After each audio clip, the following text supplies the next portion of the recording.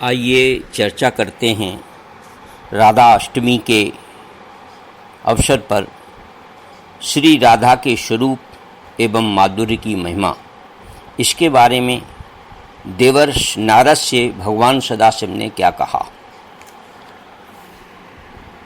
नारद जी बोले, हे महादेव, हे सदाशिव, हे शंकर, हे महाभाग, मैं आपका दास हूँ। प्रणाम करके पूछता हूँ, बतलाइए, श्री राधा देवी लक्ष्मी हैं या देवपत्नी हैं, महालक्ष्मी हैं या सरस्वती हैं? क्या वे अंतरंग विद्या हैं या वैष्णवी प्रकृति हैं?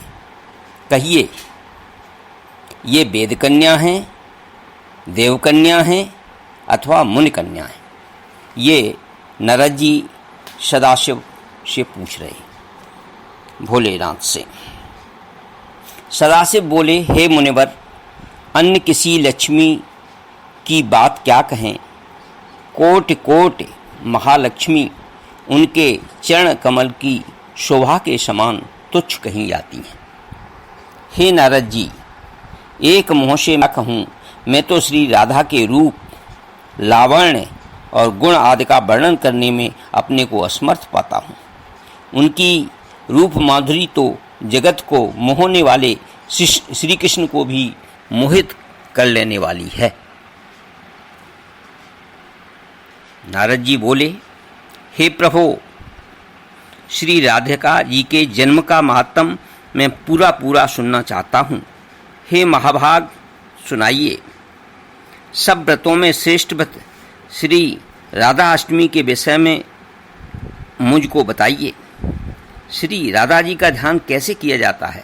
हे सदाशिव, उनकी चर्या, पूजा विधान तथा अर्चन विशेष सब कुछ मैं सुनना चाहता हूँ, आप बतलाने की कृपा करें। शिव जी बोले, वृषभानपुरी के राजा वृषभान महान उदार थे। वे महान कुल में उत्पन्न तथा सब शास्त्रों के ज्ञाता और श्री कृष्ण के आराधक थे। उनकी भार्या श्रीमती श्री कीर्तिदा थीं।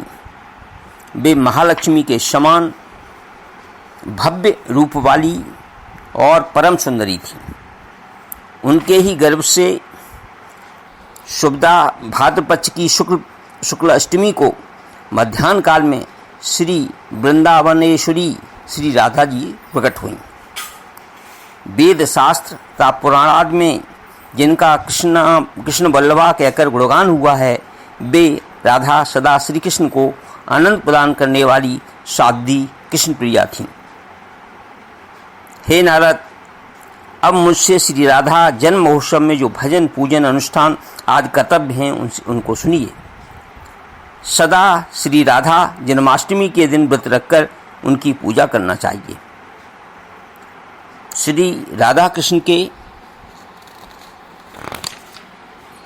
मंदिर को ध्वजा, पुष्प, माल्य, वस्त्र, पताका, तोड़ाद से सजाकर नाना प्रकार के मंगल द्रव्यों द्वारा यथाविध पूजा करनी चाहिए। स्तुति पूर्वक सुवासित गंध, पुष्प, प्रसाद से सुगंधित करके उस मंदिर के बीच में 5 रंग के चूर्ण से मंडप बनाकर उसके भीतर 16 दल के आकार का कमल यंत्र बनाएं।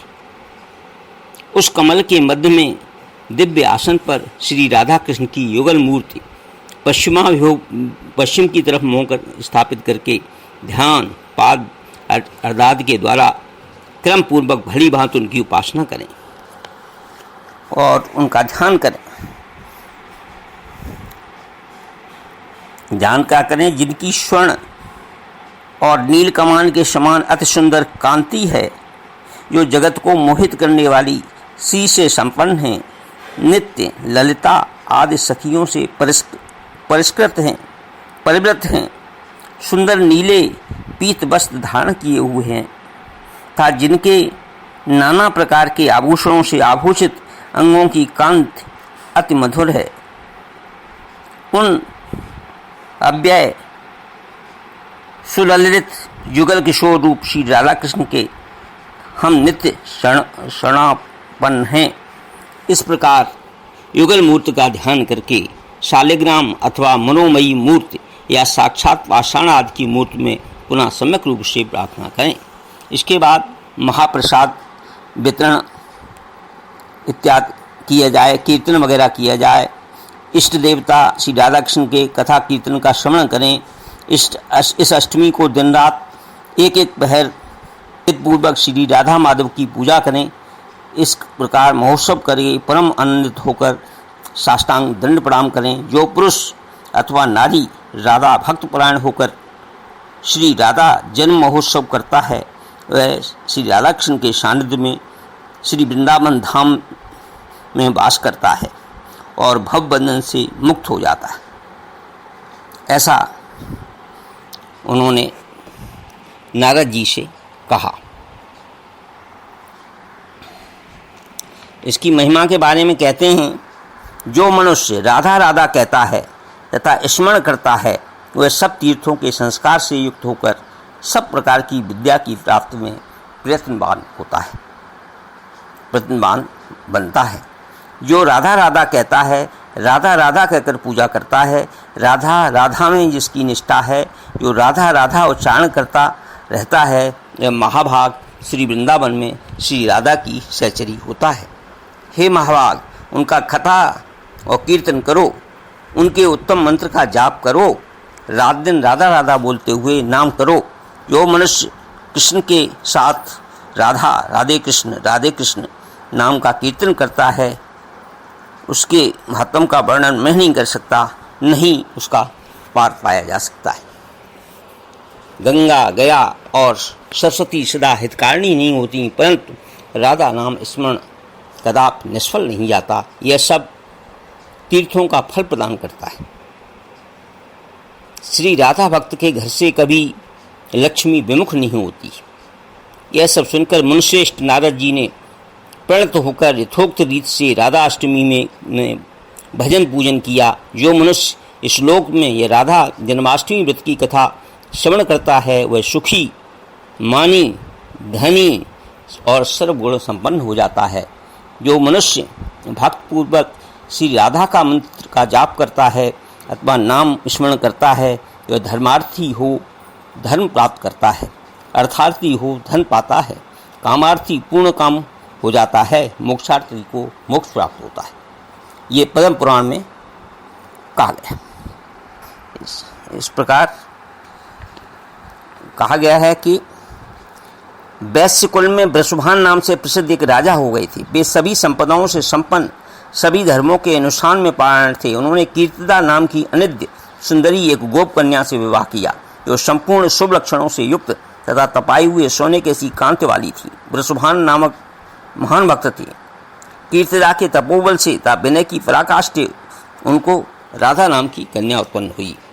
भाद्रपद मास के शुक्ल पक्ष की अष्टमी तिथि को मध्याह्न काल में अभिजित मुहूर्त अनुराधा नक्षत्र के योग में कीर्तिदा रानी ने राज चिन्हों से सुशोभित इस कन्या को जन्म दिया।